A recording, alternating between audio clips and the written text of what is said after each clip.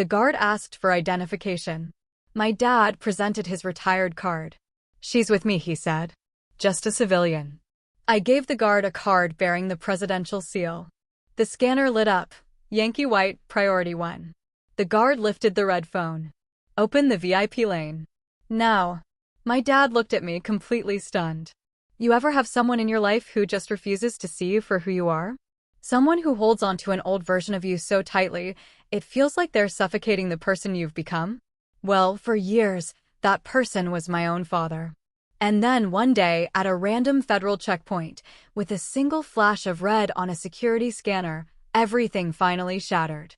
What happened next changed everything between us, and to be honest, you probably won't see it coming. I'm Major Sonia Richard. Or, at least, I was. Now I'm Colonel Richard, retired. But back then, I was 33, and I'd worked my butt off to get where I was. I came from a quiet military childhood, watching my dad, a senior master sergeant, wear his uniform like armor.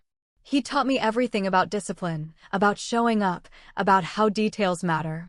He was proud of his 22 years in the Air Force, and he had every right to be. He was E8, a leader, a legend in his own right. When I was a kid, I memorized his ribbons before my multiplication tables. I loved the Air Force through him. So, when I said I wanted to commission, he supported me. He helped me apply to officer training school. He was there when I raised my right hand. But something shifted that day.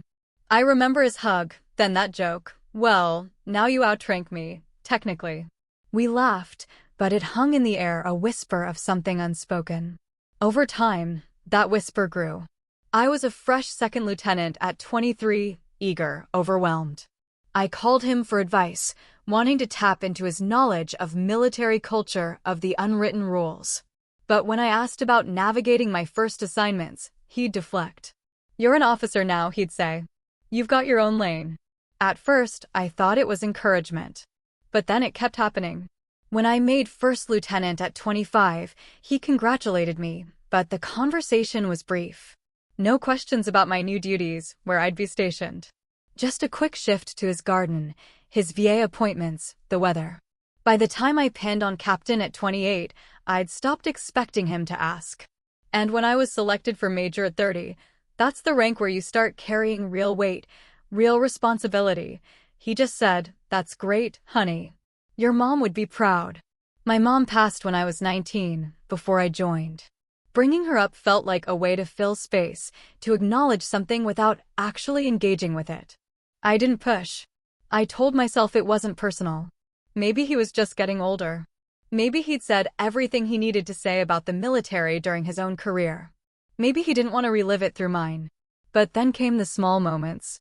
The comments. The assumptions. One Thanksgiving, my aunt asked what I'd been working on. Before I could even answer, Dad jumped in. "Oh, she pushes papers," he said with a grin. "Probably keeps the coffee warm for the real officers." Everyone laughed.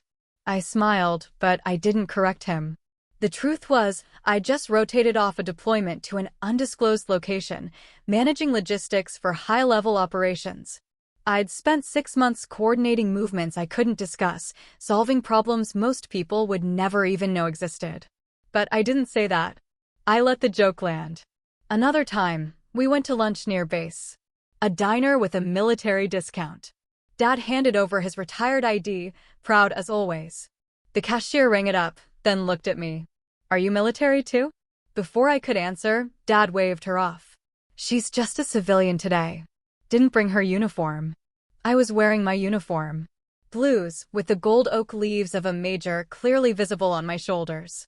The cashier looked confused, but didn't press. I paid full price. Afterward, in the car, I said, "Dad, I was in uniform." He shrugged. "I know, but you don't need to make a thing of it every time." I didn't respond. I just stared out the window, trying to understand what he meant. Did he think I was showing off? Did he think wearing my rank was some kind of performance? Or was it something deeper? I started noticing he never asked what I actually did. Not once, not in any real way. When I mentioned a new assignment, he'd nod and say, "Sounds important." When I referenced a challenge, "You'll figure it out." When I tried to share a success, an award, a milestone, he'd say, "That's great," and move on.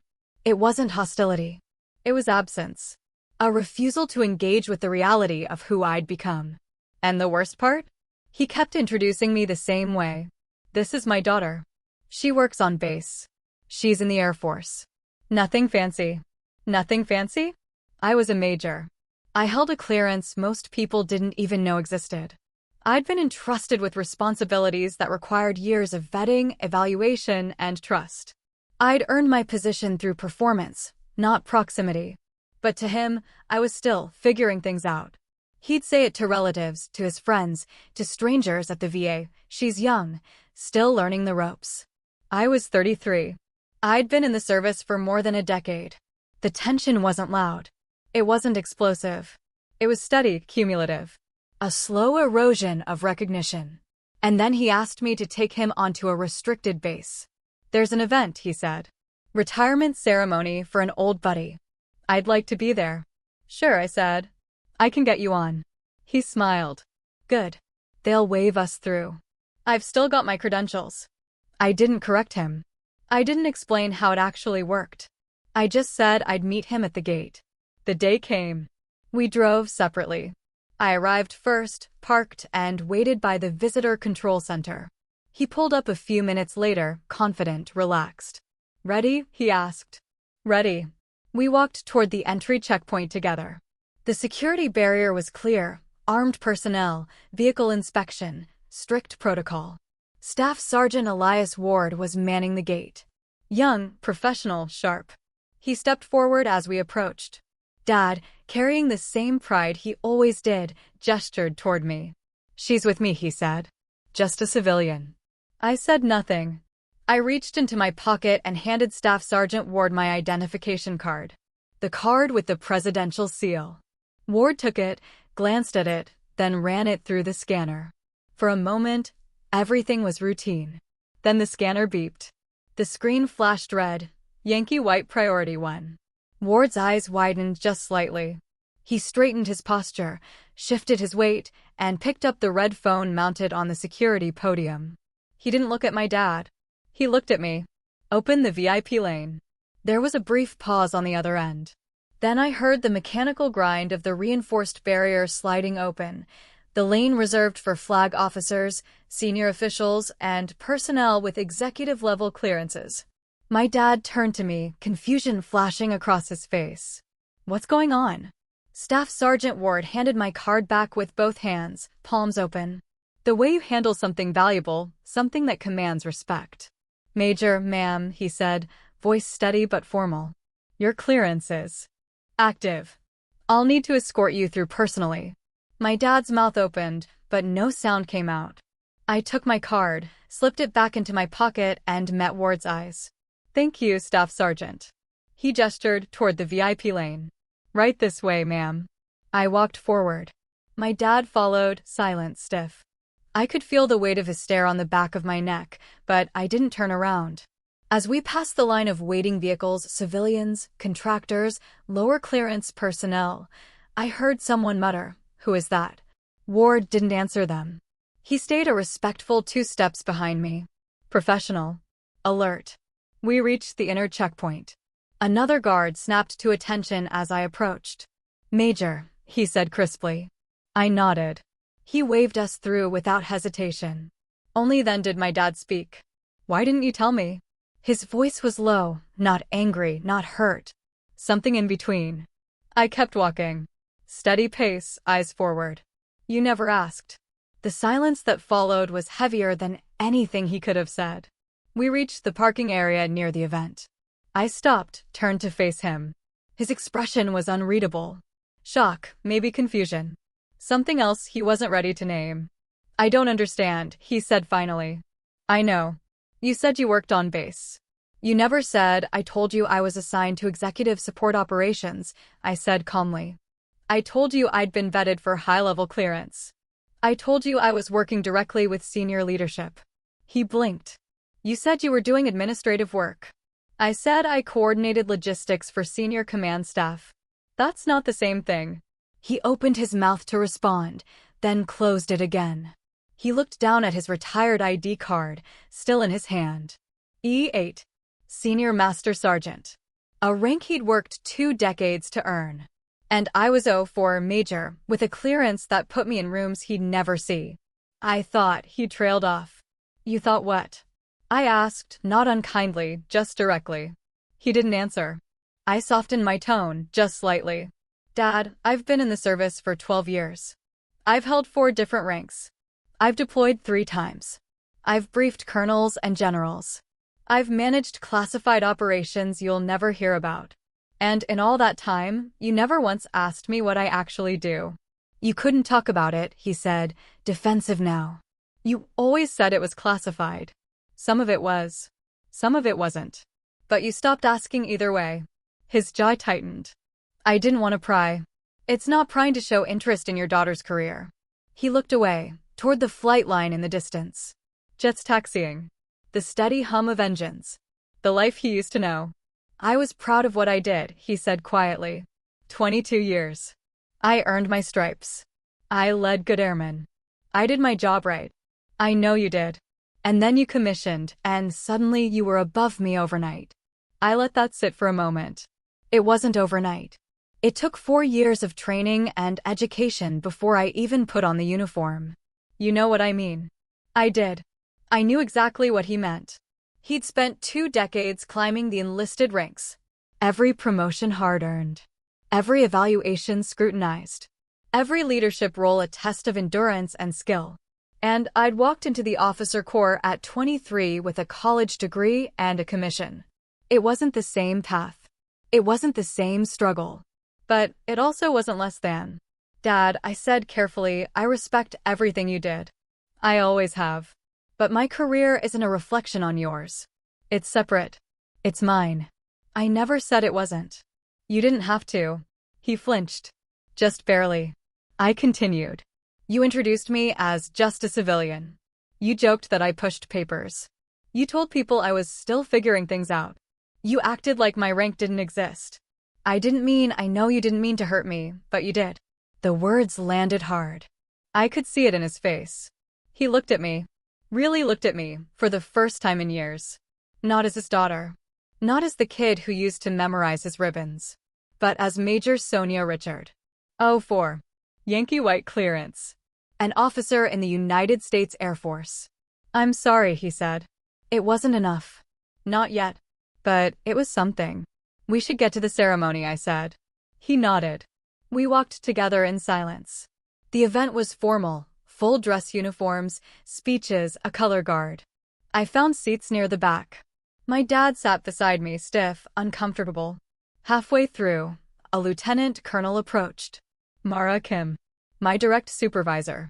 Calm, precise, the kind of officer who commanded respect without raising her voice. Major Richard, she said, nodding to me. Then she glanced at my dad. Is this your father? Yes, ma'am. This is Thomas Richard, retired Senior Master Sergeant. An honor, Senior, she said, extending her hand. He shook it, clearly caught off guard. Thank you, ma'am. She turned back to me. I wanted to let you know Colonel Mercer asked for you specifically on the next briefing rotation. He's impressed with your work. Thank you, ma'am. I'll be ready. I know you will. She nodded once more to my dad, then walked away. My dad stared after her. Who is that? My supervisor, Lieutenant Colonel Kim. She reports to you? No, I report to her. He processed that. And this Colonel Mercer? Group Commander? 06. His face went pale. You brief colonels? Sometimes generals. He didn't respond. He just sat there, absorbing it, recalibrating. The ceremony ended. People filtered out. My dad stood slowly, still dazed. As we walked back to the parking lot, he said, I didn't know. I know. I should have asked. Yes. He stopped walking, turned to face me. I'm proud of you. I wanted to believe him, but the words felt late. Reactionary. Thank you, I said. We reached his car. He unlocked it, but didn't get in.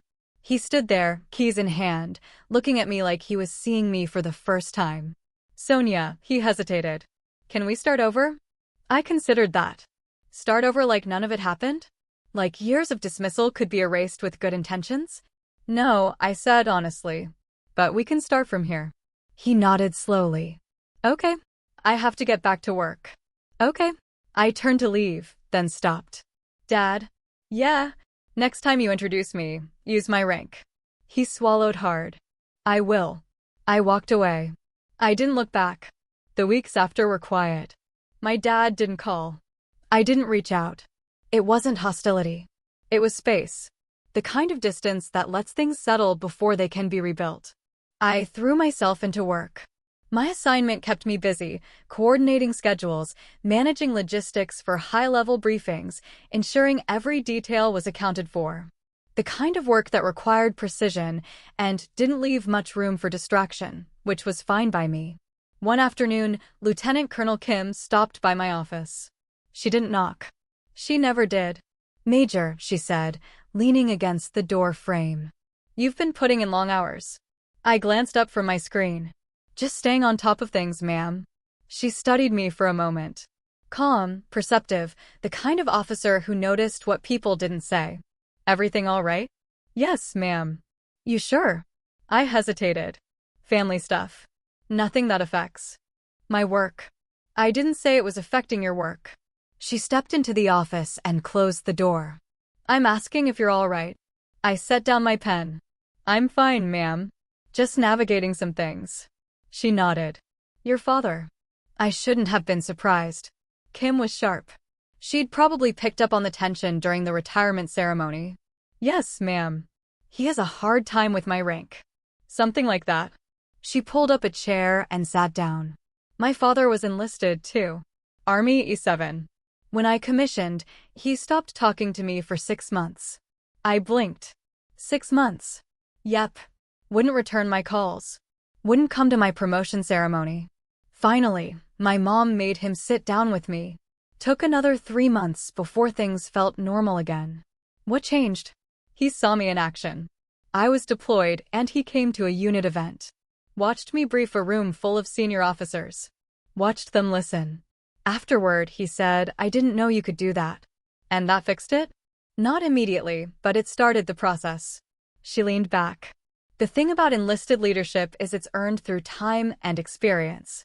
You prove yourself step by step.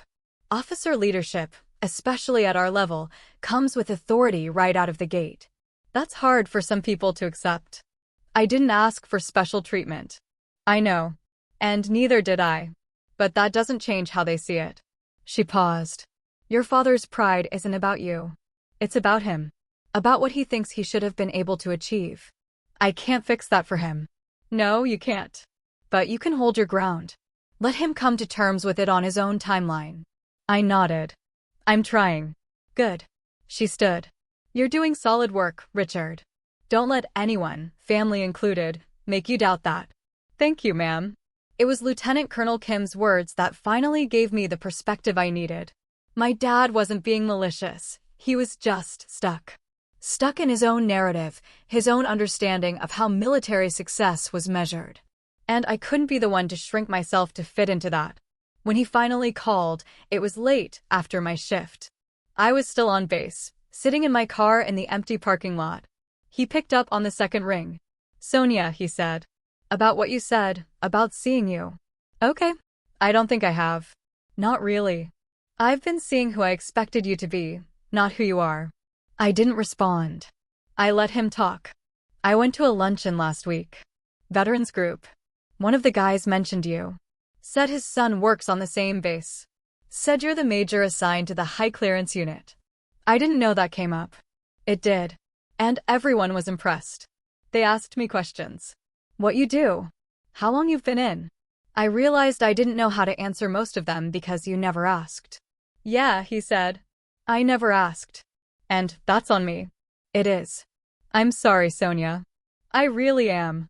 I've been so focused on what I didn't do that I couldn't see what you did. I closed my eyes. I don't need you to be impressed by my rank, Dad. I just need you to acknowledge it. I will. I am. Actions, not words. I know. Another silence. Can I ask you something? He said. Sure. What does a major with Yankee white clearance actually do? I smiled. Small, tired, but real. I coordinate executive-level operations. I manage logistics for high-level briefings. I ensure the right people are in the right place with the right information at the right time. That sounds intense. It is. And you're good at it. Yeah, I am. Then I'm proud of you. I believed him this time. Thank you. Can I see you again? Maybe take you to lunch. I'd like that. Good. I'll call you next week. Set something up. Okay, Sonia? Yeah, I'm going to do better. I mean it. I know. We hung up. I sat in the car for a while longer, staring at the empty base around me. It wasn't a resolution. Not yet. But it was movement. And sometimes, that's enough. 2 months later, my dad asked if he could visit me on base. Not for an event. Not for a ceremony. Just to see where I worked. I was surprised. And cautious. You sure? I asked. It's not glamorous. It's mostly offices and secure spaces you won't be able to enter. I know. I still want to see it. Okay, I'll get you cleared. The paperwork took a week. Background checks, visitor access requests, authorization from my chain of command. When the approval came through, I called him. You're good to go. Meet me at the Visitor Control Center at 1000 hours on Saturday. 1000. Got it. Saturday morning, I arrived early, waited by the entrance. Watched him pull into the lot, park, and walk toward me. He was dressed neatly, not a uniform. He hadn't worn one since he retired, but pressed slacks, a collared shirt, his Air Force veteran ball cap. Morning, he said. Morning. I led him through the visitor check-in process. He handed over his ID, signed the paperwork, received a temporary badge. Stay with me at all times, I said. Don't take photos. Don't discuss anything you see or hear outside this facility. Understood. We walked through the main gate, the same one where the scanner had flashed red months earlier. This time, the guards simply checked our badges and waved us through. My dad looked around, taking it in. The buildings, the people in uniform moving with purpose. The quiet hum of a functioning military installation. It's bigger than I expected, he said.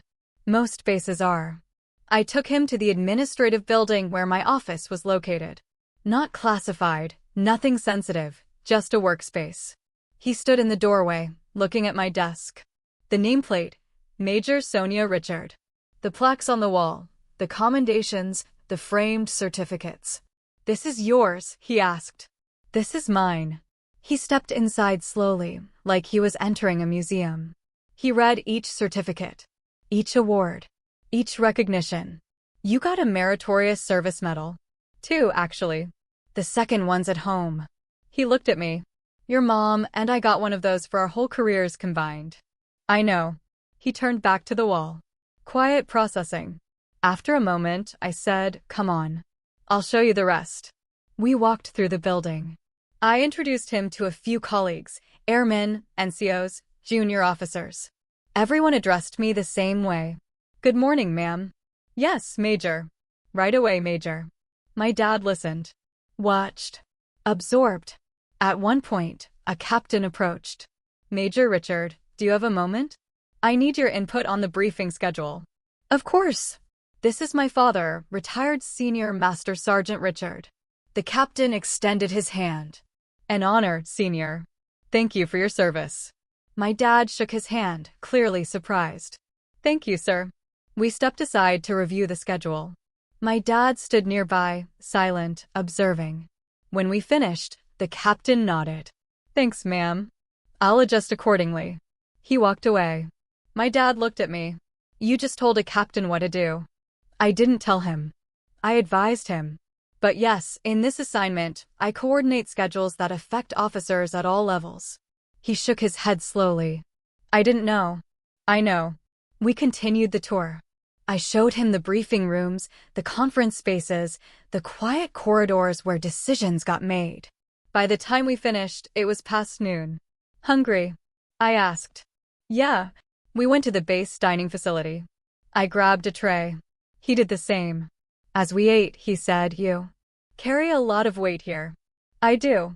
Does it get to you sometimes? Sometimes. But I knew what I was signing up for.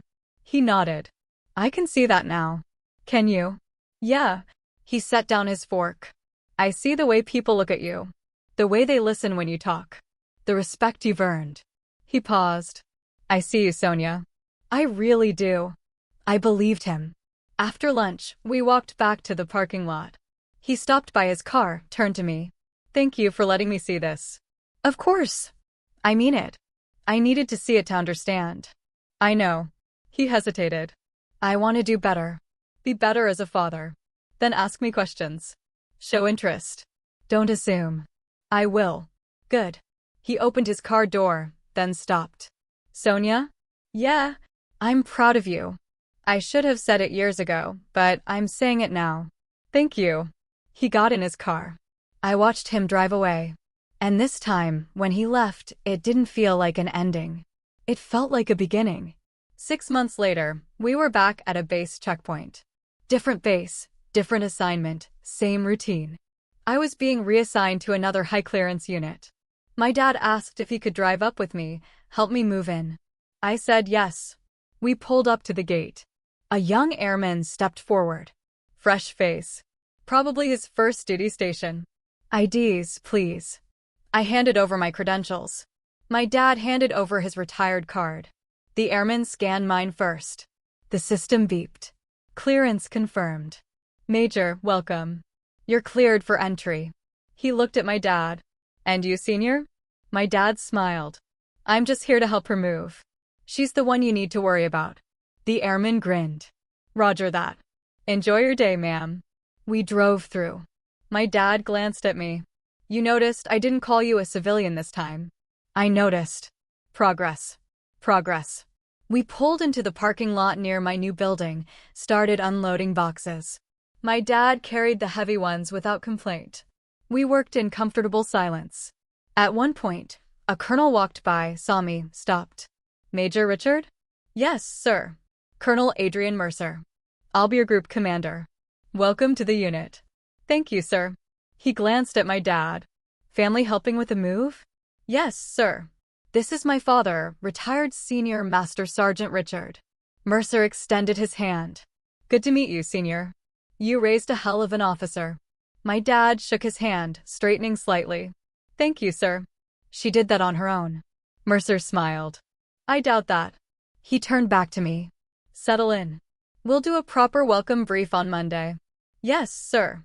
He walked away. My dad watched him go, then looked at me. A colonel just said I raised a hell of an officer. He did. And you agreed with me when I said you did it on your own. Because it's true. He shook his head, smiling. You're something else, Sonia. I'm your daughter. Yeah, you are. We finished unloading. I showed him around my new quarters. Small but functional. Enough space for what I needed. He helped me unpack. We set up my desk, hung my uniform, organized my books. When we finished, he sat on the couch. You're going to do great things here. I plan to. I know you will. He paused. And I want to hear about them. All of it. Whatever you can share. I'll tell you. Good. He stood. I should get on the road. Long drive back. Okay. I walked him to his car. He loaded his bag, then turned to me. I love you, Sonia. I love you too, Dad. And I'm proud of you. I'll keep saying it until you believe me. I believe you. He hugged me. Long, steady. When he pulled back, there were tears in his eyes. Your mom would be so proud. I know. He got in his car, started the engine. As he pulled away, he rolled down the window. Call me when you get a chance. Tell me about the new assignment. I will. He drove off. I stood there watching until his car disappeared around the corner. Then I walked back inside. My desk was set. My uniform was hung. My space was ready. I had work to do.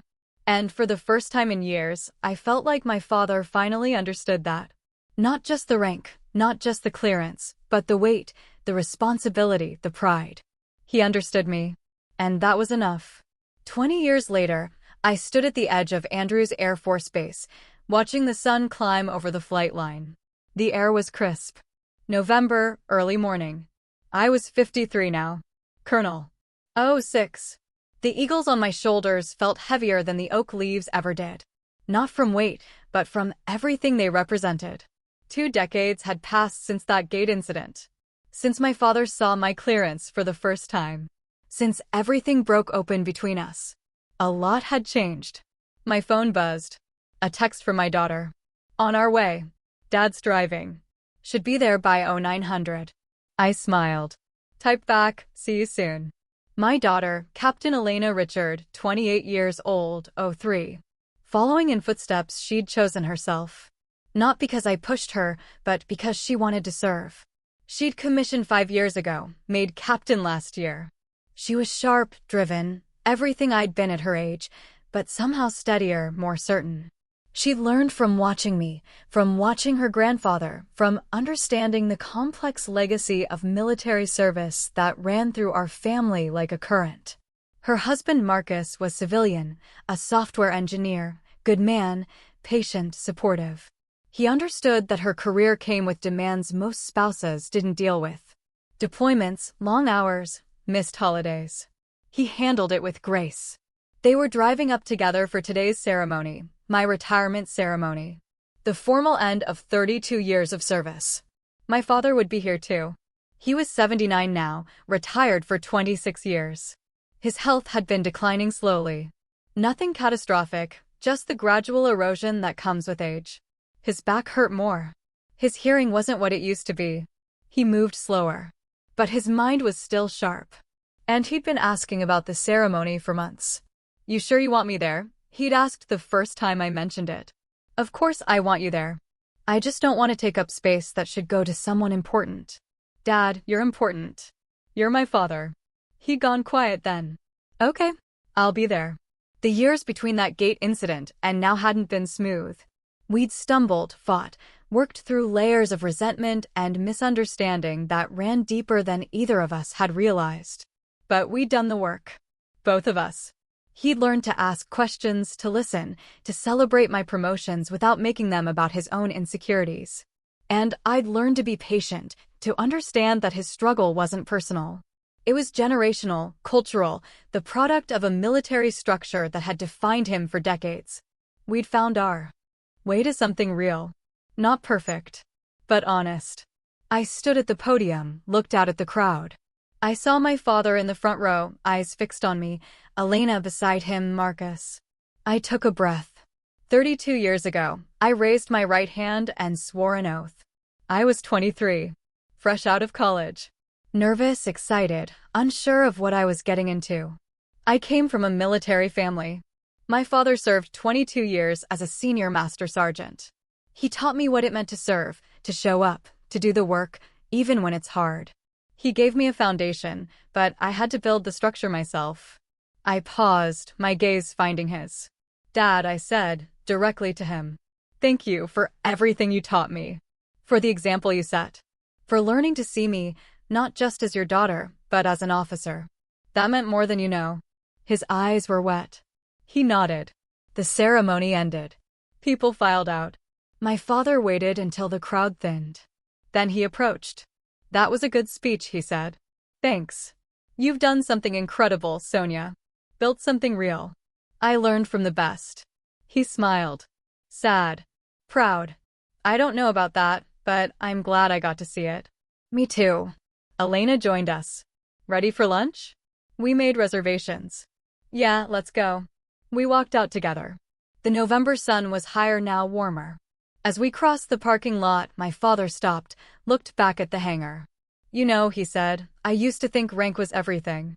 That the higher you climbed, the more you mattered. And now I think it's about what you did with it. How you led. Who you helped. The legacy you leave. That's right. He turned to me. You left a good legacy, Sonia. So did you, Dad. We stood there for a moment. 3 generations, senior master sergeant, colonel, captain. All of us connected by service. By the choice to wear the uniform. By the weight of the oath. As we drove away from the base, I thought about that gate incident 20 years ago. The moment that changed everything between my father and me. At the time, it felt like an ending, like something had broken that couldn't be repaired. But it wasn't an ending. It was a catalyst. It forced us to confront the distance between us, to acknowledge the resentment, to do the hard work of rebuilding. And we had. Slowly, imperfectly, but genuinely. The years after were better. Not because the conflict disappeared, but because we learned to navigate it, to talk through it, to meet each other where we were, not where we wished we could be. He came to my promotion ceremonies, asked about my assignments, celebrated my successes without diminishing them. And I learned to appreciate his perspective, to understand that his struggle wasn't about me. It was about his own journey, his own reconciliation with a career that had defined him. We found peace. Not perfection, but peace. And when Elena commissioned, he was there. Front row, proud. No jokes, no dismissals, just genuine pride. "You're going to do great things," he told her after the ceremony. "I hope so, Grandpa. I know so. You've got good examples to follow." He looked at me when he said it, and I knew he meant it. My father pulled me aside on a bench outside the restaurant. "I've been thinking about something," he said. "What's that?" "That day at the gate 20 years ago. I remember. I was ashamed that day. Not of you. Of myself. For not seeing what was right in front of me. I know. But it was the best thing that could have happened, because it woke me up. Made me realize I was losing you. Not because you were drifting away, but because I was refusing to see you. We both made mistakes, Dad. Maybe, but I made more." He looked at me. "I want you to know these past 20 years, watching you rise, watching you lead, watching you become the officer you are, it's been the greatest privilege of my life." My throat tightened. "Dad, let me finish." He took a breath. "I don't have a lot of time left. I know that my body is slowing down. And I need you to know, before it's too late, that I'm proud of you. Not because of your rank. Not because of your clearance. But because of who you are. The integrity. The strength. The kindness." Tears stung my eyes. "Thank you. You're the best thing I ever did. You, and the example I set that made you want to serve. That's my legacy, and I'm grateful for it." I hugged him. Long tight. That gate wasn't the moment everything changed. It was just the moment everything became visible. The change had been happening all along, in every promotion, every assignment, every choice I made to show up and do the work. The gate just forced us to acknowledge it. And acknowledging it, painful as it was, had set us both free. My father free to see me as I truly was. Me free to stop waiting for his permission to be proud of myself. That was the gift. That was the legacy. Not the rank. Not the clearance. Not the ceremony. But the understanding that respect isn't given. It's recognized. And I'd earned it long before that scanner flashed red. I'd earned it through service, through leadership, through the quiet, steady accumulation of excellence. And now, 32 years later, I could finally rest in that knowledge. I was Colonel Sonia Richard. And I'd served well. That was enough. More than enough. It was everything. So that's how everything shifted. Not with a fight, but with clarity. I stopped shrinking myself. And he finally had to see who I'd become. What about you? Have you ever had to stand up to someone who kept you in a version of yourself you'd outgrown? Did they change, or did you have to walk away? Drop your experience in the comments. Someone else might need to hear it. And if you want more true stories about boundaries, respect, and owning your worth, make sure to like the video, subscribe, and turn on notifications. I'll see you in the next one.